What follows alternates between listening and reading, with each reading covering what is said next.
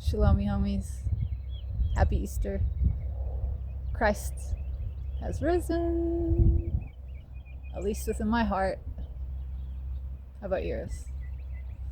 I think Christ, consciousness, awareness, is arising within the hearts and minds of many people all across the globe right now.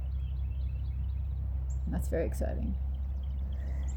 And so I'm spending this Easter contemplating that, meditating on that. Also meditating on the circular nature of life. Life is eternal. Life just is.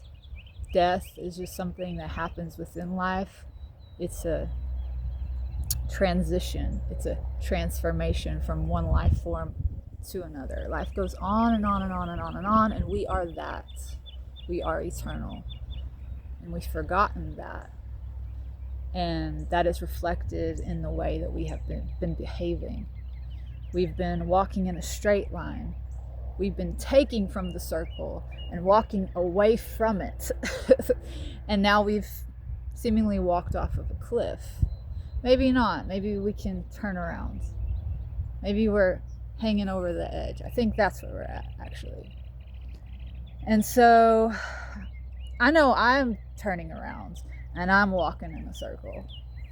And so to celebrate that, I'm actually spending this day not only contemplating Christ, the renewal of life and circles and eternity, but also I am designing a circular garden to celebrate all of that and make a visual representation of that, right?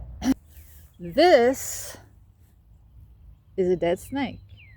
I was about to show you a garden, hold on, but this is pretty cool.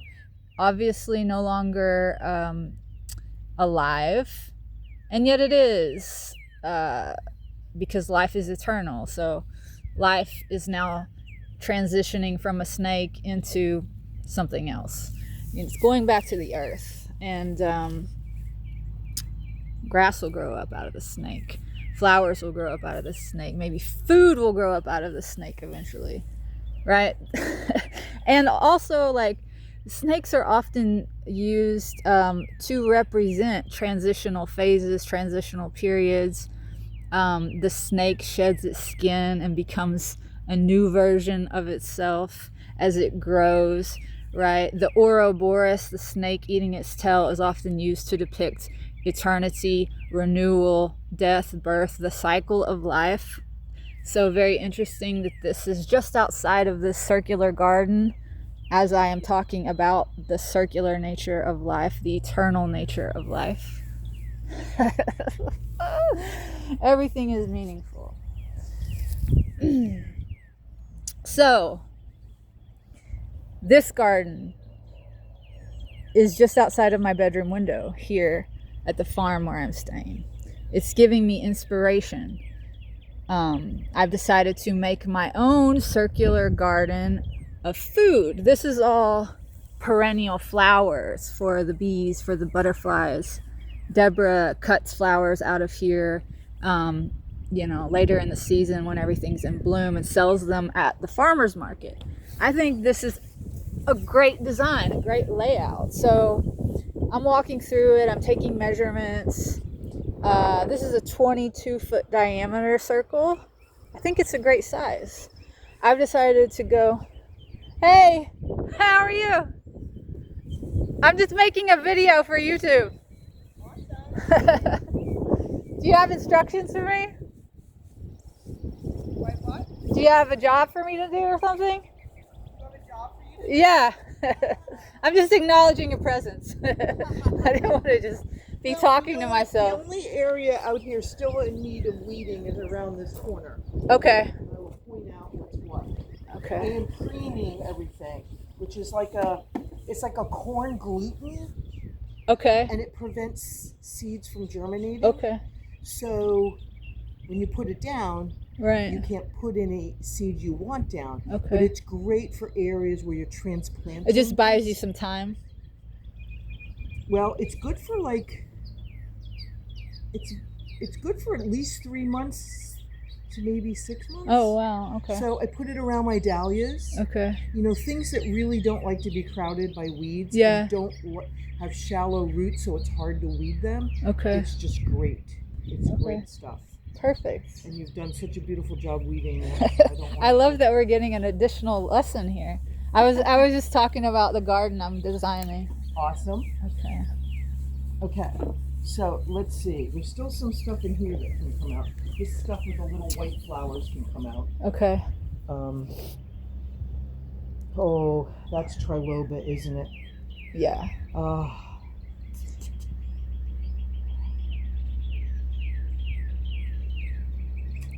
I'm gonna think about that. Okay. And around the corner here, I gotta cut this out. This is a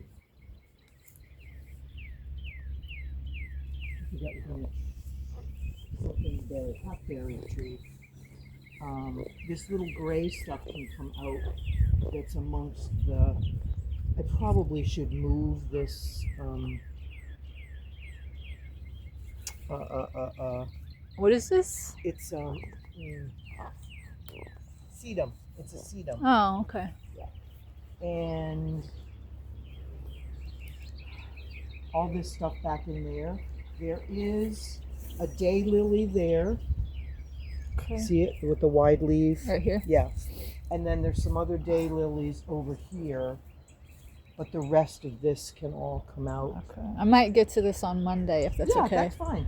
And then this is bee balm, which the sticks can come out. Oh, I thought a cute name for your bars could be Balm of the Bees. Balm of the bees. That for the lotion. It's that's good, great. right? Yeah. I want to experiment with making a lotion. And then we'll have to weed this too.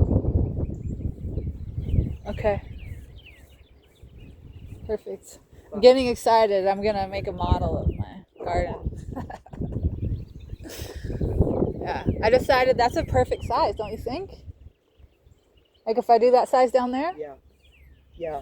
That might be a little, that's probably bigger than you think it is. Okay. Just Well, I'm going to because- measure it down there and see. Just because the things in there are so large, it makes it look Well, it's smaller. 22 foot diameter. I measured it.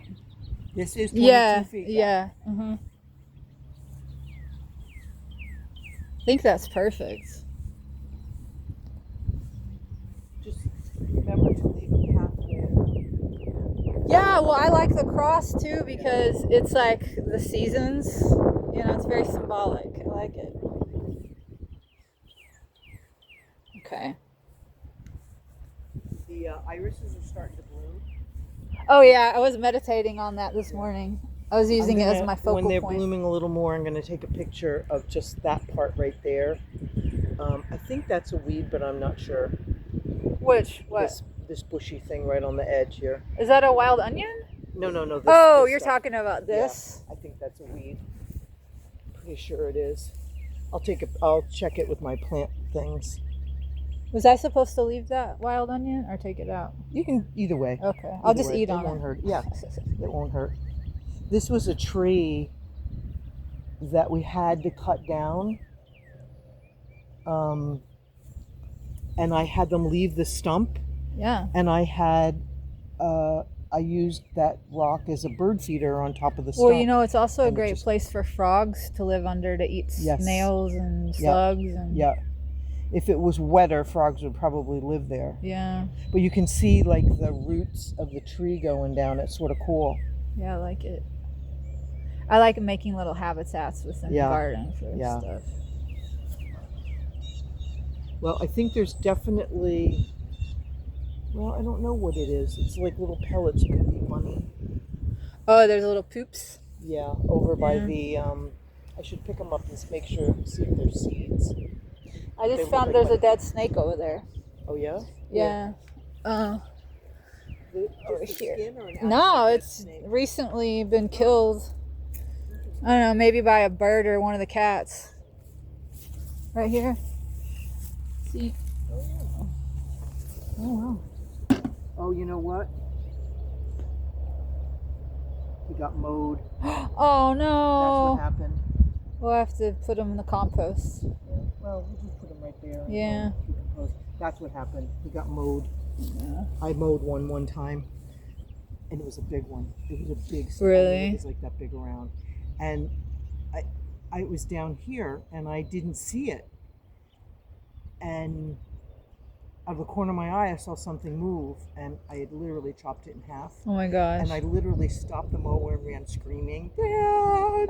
Oh But my God. then I discovered it was eating baby bunnies. Oh, okay, then you So I didn't feel so bad. You're the savior of the bunnies. Yeah. Yeah. Okay. I have some more pruning to do. But I wanted to take a picture of the irises with this plum tree because Like the Olivia colors? planted that. Yeah. Well, we planted this, but the year we did it, gardens don't look great. Perennial gardens don't look great the first year you plant them. Yeah. Because you can't plant them. If you plant them dense enough to look good, the next year they're overgrown. So Yeah. you've got to Give some room for careful growth. how you do it. So I wanted to take a picture of that.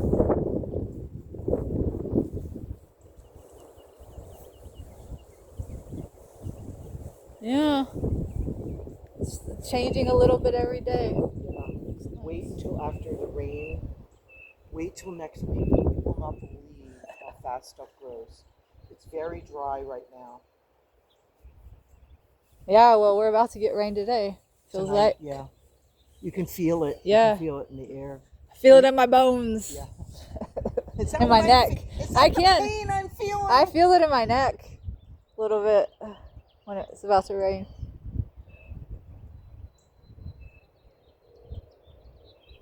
Oh, I decided I'm gonna write you a song called Deborah Dilly Dallies and the Dahlias. I cleaned the growing dahlias out there.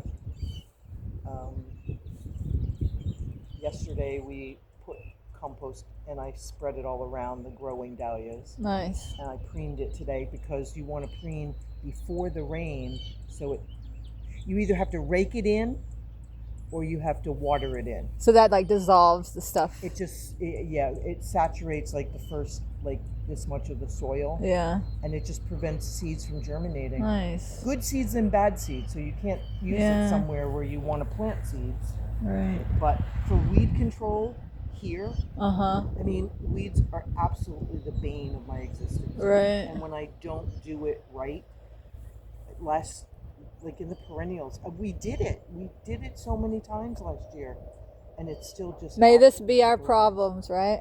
Yes. Weeds. Yes, weeds. Weeds in the scheme of things. Yeah. So this tree, which sadly the top of it got broken off in a storm. I mean, it's not a really healthy tree. It's an old cedar. That's what's giving off pollen right now is the cedar trees. Yes, the cedars are giving off. Yeah. Yeah. Yeah. All the trees are, but they're bad the right pines now. definitely are. This is the mockingbirds like this tree. Oh, really? Yeah. You know, that's the state bird of Florida and Texas. Is that right? Yeah, I always talk to them. So when we first moved here, there was a porch on this side of the house, and there was another big branch of that tree that has since broken off.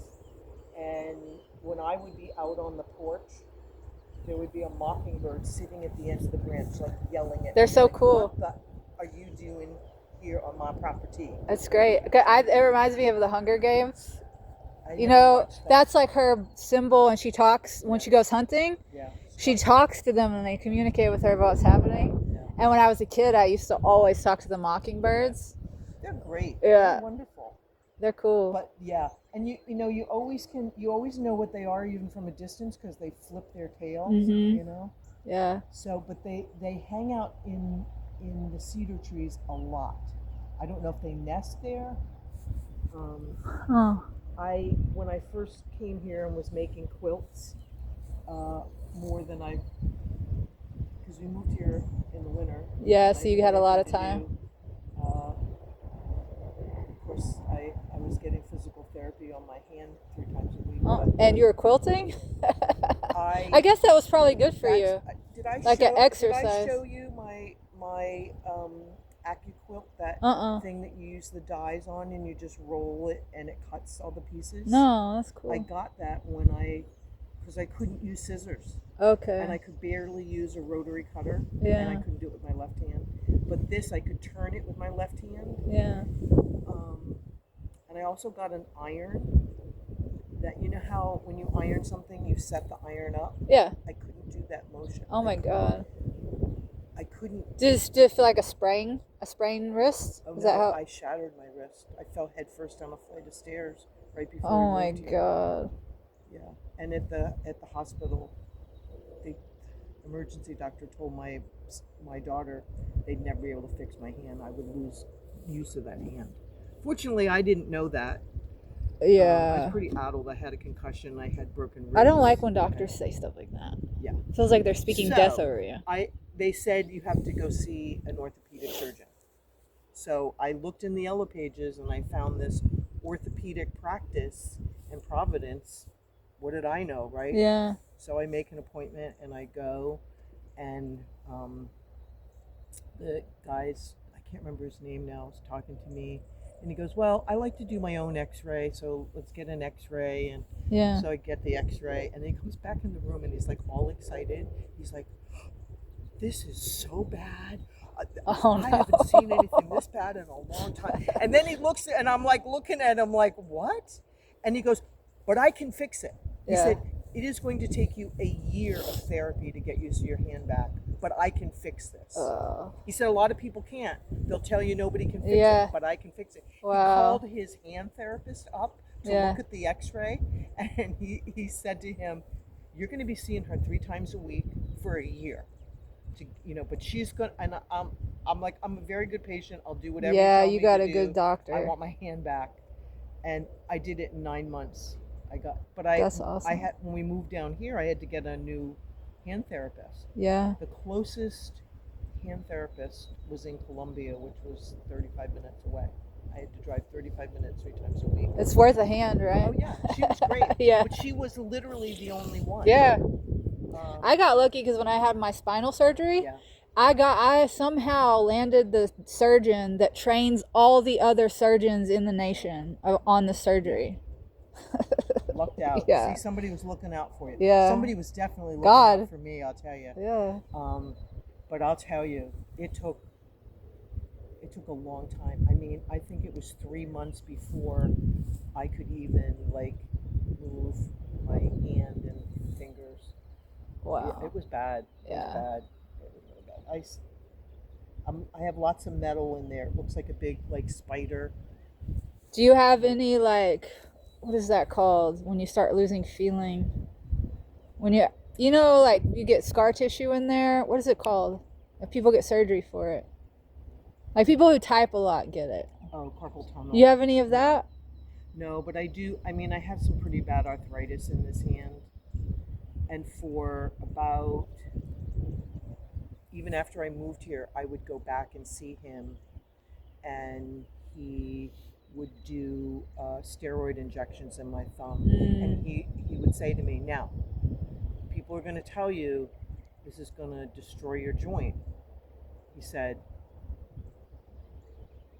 what's going to destroy your joint is if you let your arthritis go and you don't work your hand. Don't use it. Don't use it. Yeah. So even if it's painful, you have to use it. And right. I mean, I did exercises using my hand and wrist and my arm because I lost all the muscle. And that's everything in life. Like you got to keep using it. Keep using it. Lose it. But I did exercises like 3 times a day, plus going to therapy 3 times a week, and to get used to my hand back. But I got this iron that when you let go of it, it raises up on little stilts, so you don't have to do this. That's ingenious. Isn't that great? Yeah. And because I wanted to sew, but I couldn't iron. I couldn't use scissors. I couldn't use a rotary cutter. Wow. So I figured out a way to do it. So anyway, I called it Mockingbird Quilts. And I had a little picture of a That's so mockingbird cool. that I would sort of color in a little bit and use that as a tag on my quilts. Aw. Your thing should come today. Your sauna should come today. Good. Let me look and see. Uh, I mean, I have to. 2 weeks is about my limit where I'm like start jonesing for sauna. I had a dream about the sauna last night.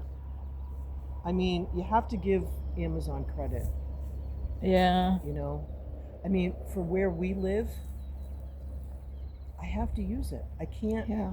Every time I need something, I can't go driving into Nashville and looking for it. Well, they are the problem and the solution. That's right. I try to be good about like ordering a whole bunch of stuff at one time, so it isn't like one thing at a time. Yeah.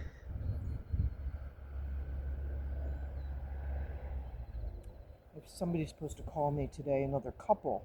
Oh, cool.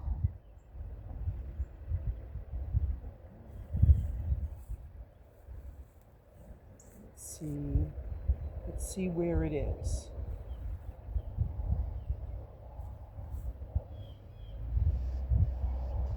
Arriving today. That's exciting. Yeah.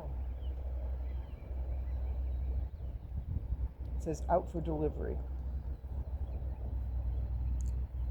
There we go. Happy Easter to me. Yeah. All right. All right, I want to talk to the people. Okay, you talk to let them know what I'm growing.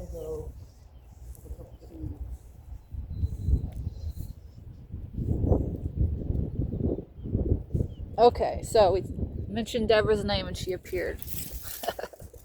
Magic. I get this out of the garden. All right, so yes, we were talking about the quadrants. I think that's cool to represent all of the seasons, spring, summer, winter, fall. And also, what else is for the elements, which I have tattooed on my fingers? Water, earth, fire, air, right? There's 4 chambers in the heart. There's 4 phases of the human life: infancy, childhood, adulthood, old age, right? So life is circular, life is eternal. Human life seems to exist within a 4-fold structure, and nature does too.